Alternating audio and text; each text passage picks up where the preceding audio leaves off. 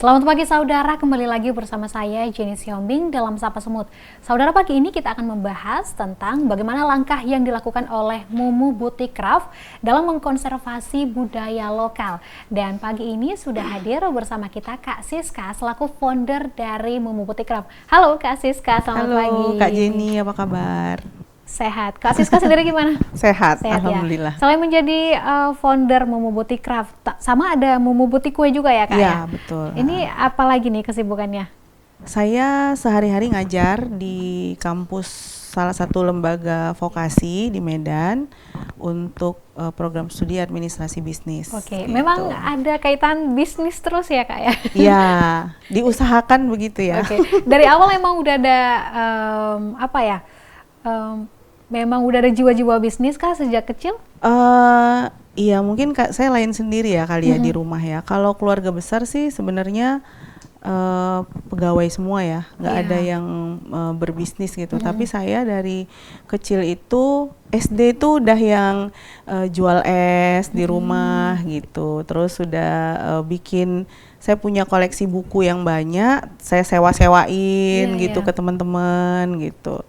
Udah ini sih SMP saya sempat jualan rujak gitu. Jadi seneng aja sih gitu. Berarti emang udah ada bibit-bibit bisnisnya Kak sejak kecil ya? ya? Padahal dulu orang tua ngelarang sebenarnya, malu-maluin gitu kan. Dulu kan jualan dalam tanda kutip tuh nggak kayak sekarang kan. Kalau sekarang tuh udah orang-orang tuh udah yang kalau wirausaha tuh kesannya tuh positif gitu. Kalau dulu kan apa sih jualan gitu. Apalagi masih kecil ya Kak waktu itu gitu. Saya dulu jualan rujak, SMP liburan jualan rujak gitu kan di depan rumah. Sempet dibilangin teman-teman, Bu Bariah gitu. Dan pada akhirnya memang bergelut di dunia bisnis juga. Tapi ini ngomong-ngomong kan ini banyak ya Kak jenis-jenis bisnis. Tapi kenapa nih Kakak milih aksesoris etnik gitu? Ini dari hasil saya ikut belajar dengan banyak mentor ya, banyak mentor gitu. Dulunya sih saya random aja, palu gada, apa lu mau gue ada, orang minta minyak goreng saya ada gitu. Pokoknya kalau bisa gunung dijual, gunung juga ada sih gitu. Jadi random aja dulu gitu. Tapi kemudian kan kita nggak bisa asal-asal ya kan Kak, jalanin apa-apa tuh. Jadi saya memang ketika terjun, sebelumnya saya bekerja kantoran gitu, tapi kemudian 2017 saya sebelum 2017 sih sebenarnya udah mulai bisnis sih. 2010 ketika saya masih ngantor, saya mulai membangun Mumu Boutique Craft gitu. Nah, jadi memang ketika saya mau memutuskan bisnis itu, saya memang belajar gitu, nggak yang mau asal-asalan juga. Dulu tuh ada buku-bukunya mentor kayak bangsanya Mas Jai Setiadi, dia punya buku The Power of Kepepet, tuh saya baca karena memang saat itu saya bangun usaha karena kepepet. Jadi saya cari referensi lah dalam kepepet ini, jalan terbaik yang saya lakukan untuk usaha apa ya gitu. Jadi saya baca buku, kemudian asal ada pelatihan saya ikut pelatihan gitu. Nah, sampailah mengkerucut pada keputusan dari hasil riset, belajar dan diskusi dengan senior-senior gitu, kayaknya saya harus punya value sih gitu, yang memang orang lain nggak banyak yang mau jadi pemainnya gitu kalau di mata saya gitu. Nah, jadi ya sampailah saya ke titik hari ini, kayaknya saya pengen serius di kearifan lokal sih gitu. Jadi kayak dulu Mumu Boutique Craft ini juga awalnya kan kita memberdayakan sampah, ngumpulin kain-kain perca dijadikan produk kayak bros, kemudian barang-barang yang bisa dipakai di rumah, taplak meja dan sebagainya. Tapi kemudian saya pengen ada yang jadi identitas daerah gitu. Benar-benar.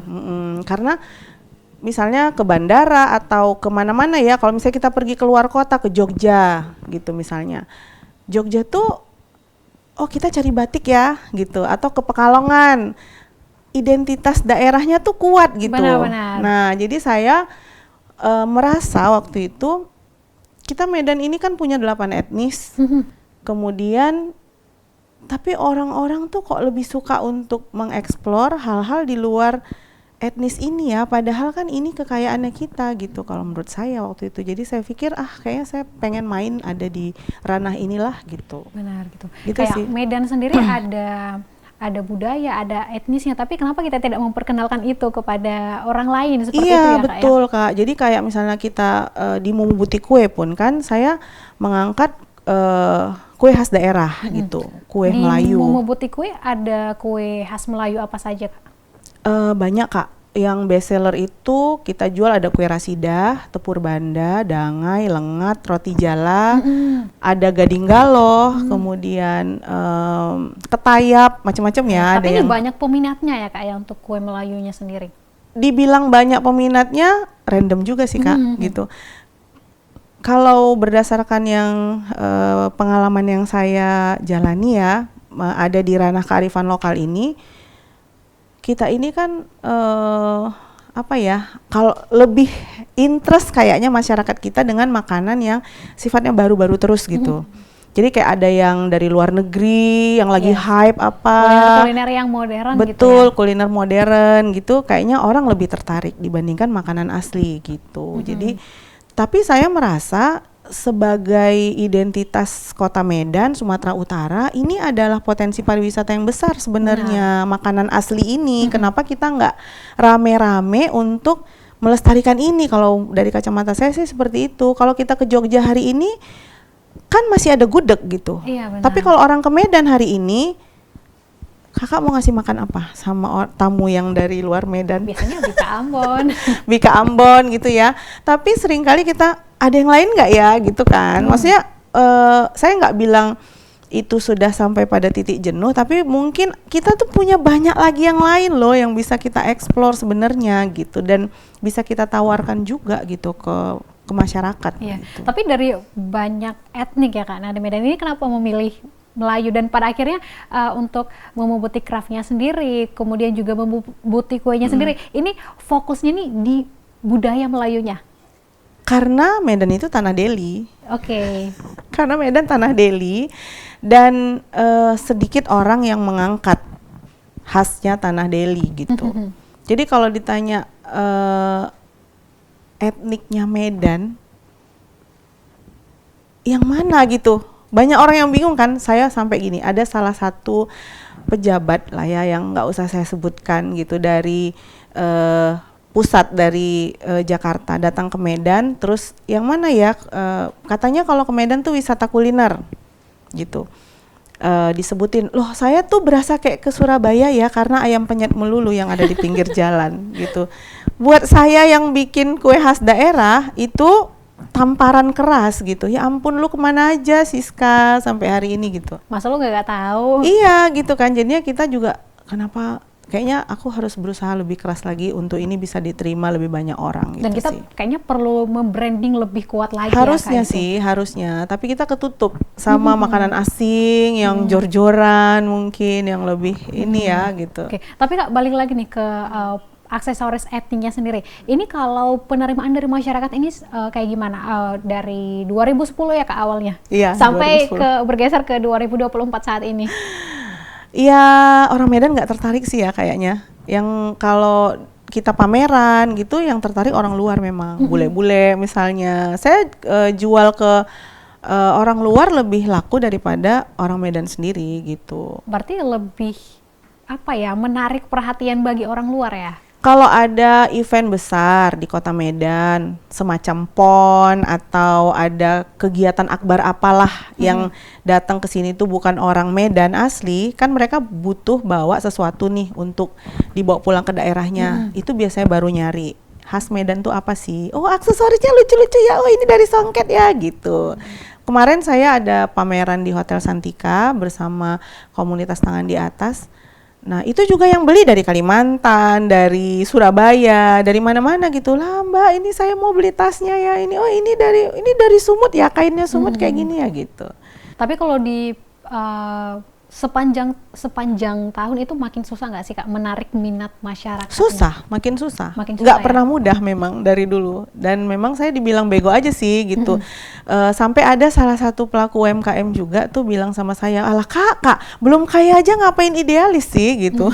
Jadi dia saya kadang lucu sendiri sih kayak gitu. Tapi ya nggak apa-apa, saya tetap pengen main di sini aja sih. Saya nyaman aja gitu. Terus kalau dari kakak nih, kenapa tetap konsisten nih, walaupun orang-orang udah bilang kayak kok idealis banget sih gitu untuk bisnis ini sendiri gitu, apalagi untuk peminatnya ini masih cukup minim ya kak? Minim ya, banget. Apalagi untuk aksesoris etnik, karena orang kayaknya lebih suka kalau ada yang modern dan kalau ada yang lebih murah kenapa enggak gitu. Nah ini kalau dari kakak apa nih prinsip yang kakak pegang dan bertahan nih sampai sekarang?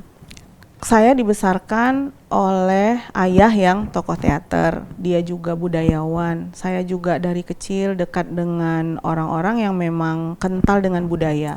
Jadi memang kita terbiasa untuk bikin karya.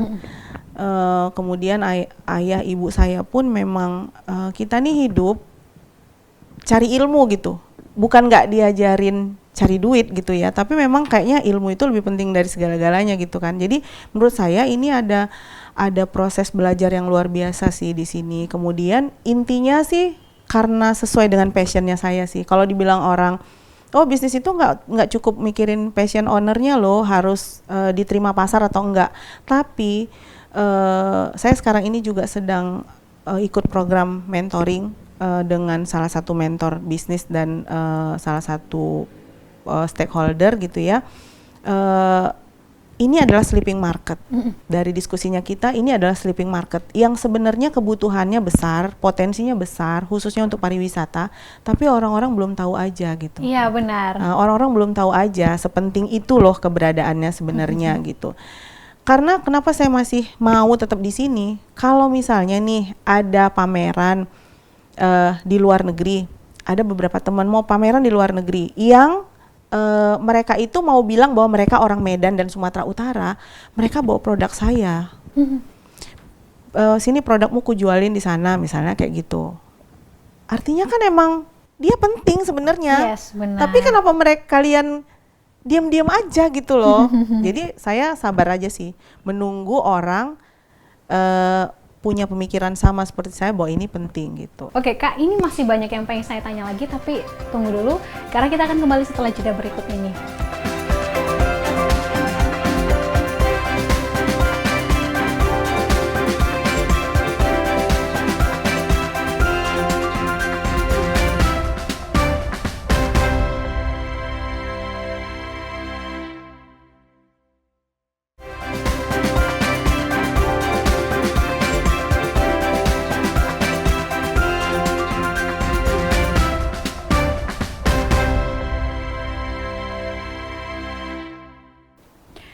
Saudara, kembali lagi bersama saya Jenny Siombing dalam Sapa Semut.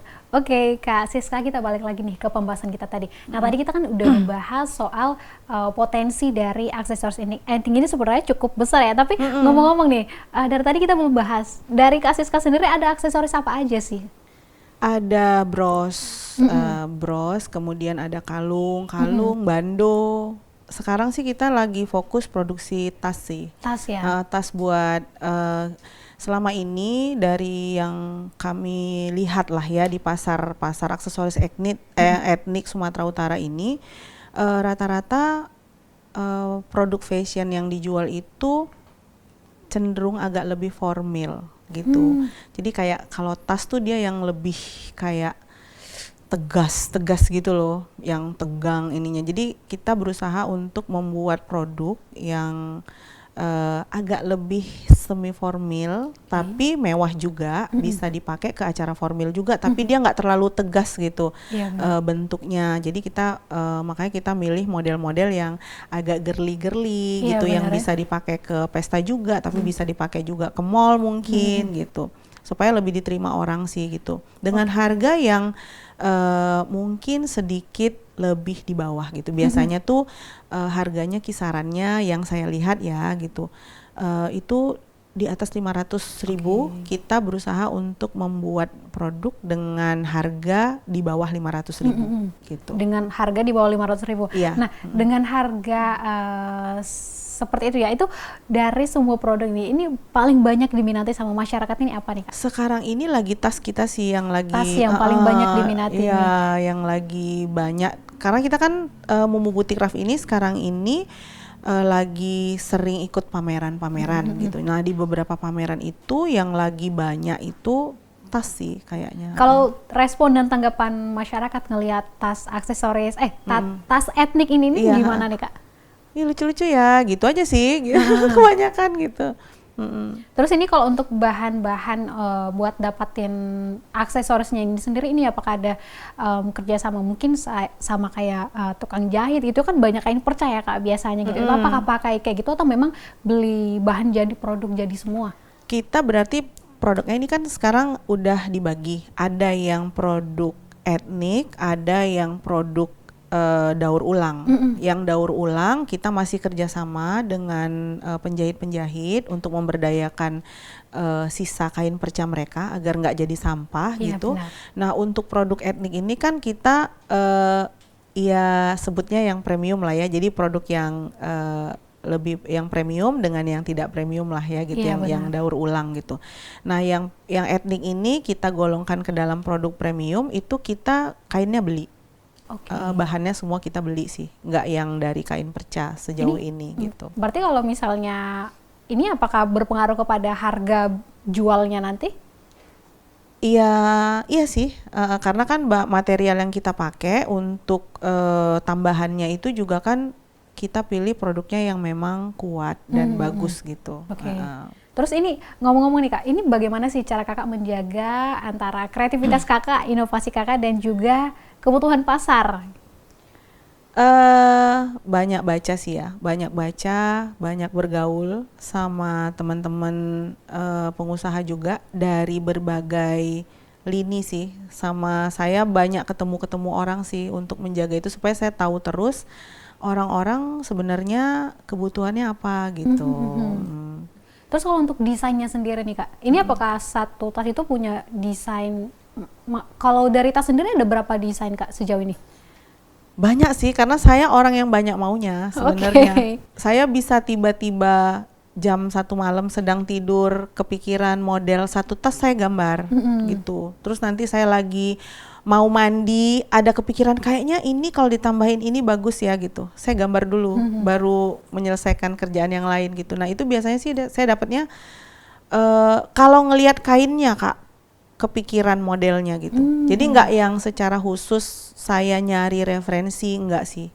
Saya memilih untuk lihat kainnya, baru saya mikirin modelnya. Kira-kira mau dibuat model kayak gimana gitu. Karena nggak semua kain bisa cocok.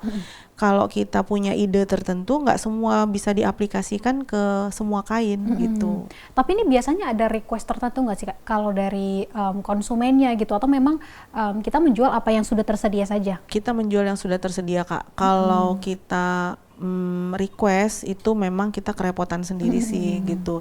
Kalau misalnya kayak aksesoris semacam bros gitu, ada beberapa customer loyalnya kita yang memang misalnya saya mau fashion show besok, saya butuh cincin segede ini dengan mata begini, modelnya gini yang cocok dengan baju ini. Kalau bukannya kita mengkotak-kotakkan customer, nggak semua request customer itu kita mampu penuhi karena kita kan handmade gitu, nggak menggunakan mesin dan teknologi yang canggih gitu ya.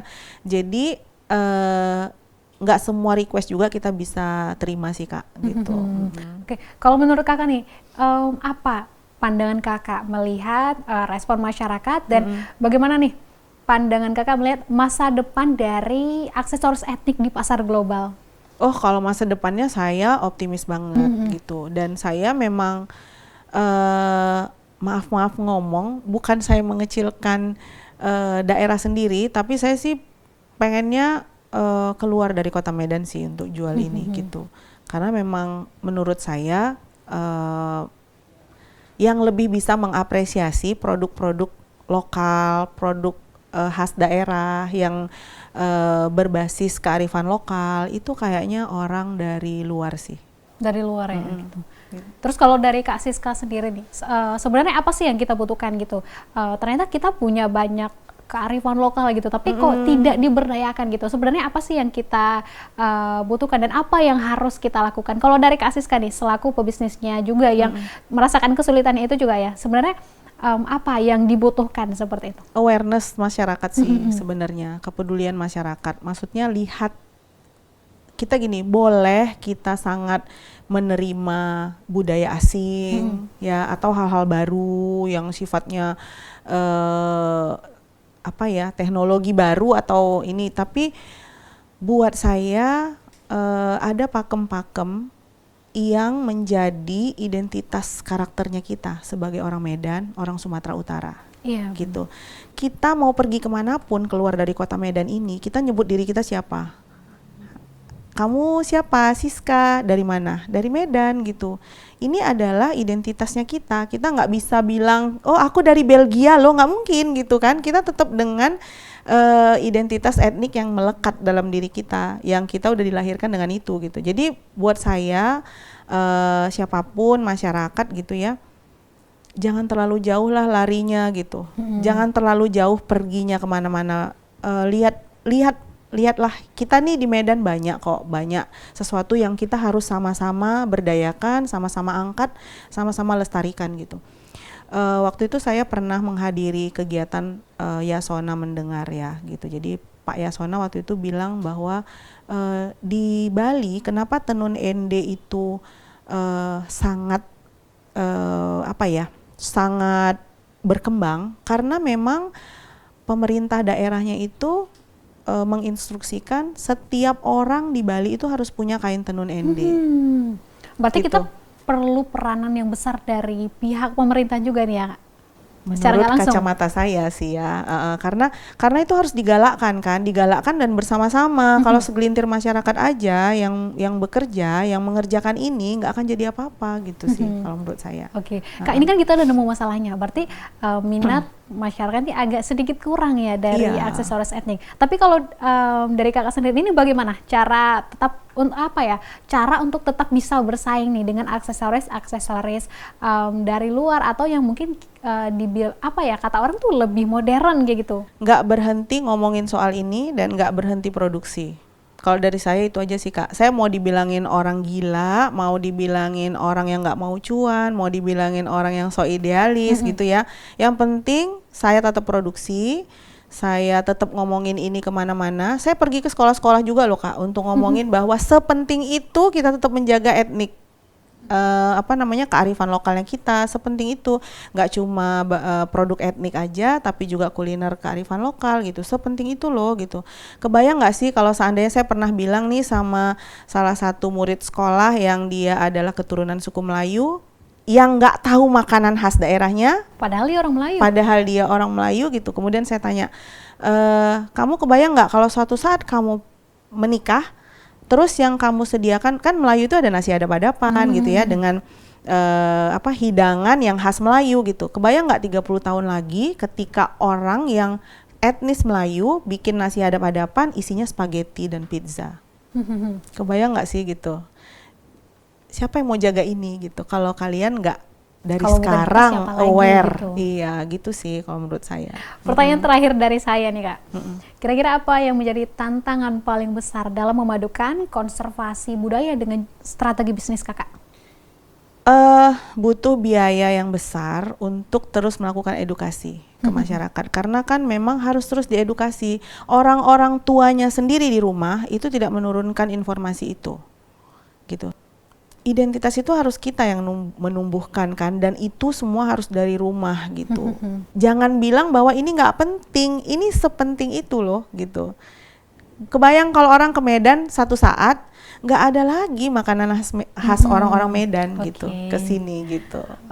Berarti kita sebagai generasi muda ya, kita yang harus memperkenalkan budaya kita ke masyarakat dan ke dunia luar nantinya. Ya gitu. Jadi butuh effort, butuh biaya yang nggak sedikit lah kalau menurut saya ya. Ujung-ujungnya biaya juga ya kayak. Benar-benar. Gitu. Sebenarnya ini masih banyak banget nih yang pengen saya tanya sama Kakak, tapi sayang sekali waktu kita sangat terbatas. Hari ini terima kasih Kak Siska sudah mau diundang ke Kompas TV ya. Sama-sama. Kak. Saudara, itu dia tadi pembahasan kita bersama founder dari Mumu Boutique Craft tentang konservasi budaya lokal. Semoga informasi tadi dapat bermanfaat bagi kita semua. Saya Jenny Sihombing, mewakili seluruh kru yang bertugas, pamit undur diri dari hadapan Anda. Sampai jumpa di Sapa Sumut selanjutnya hanya di Kompas TV, independen, terpercaya.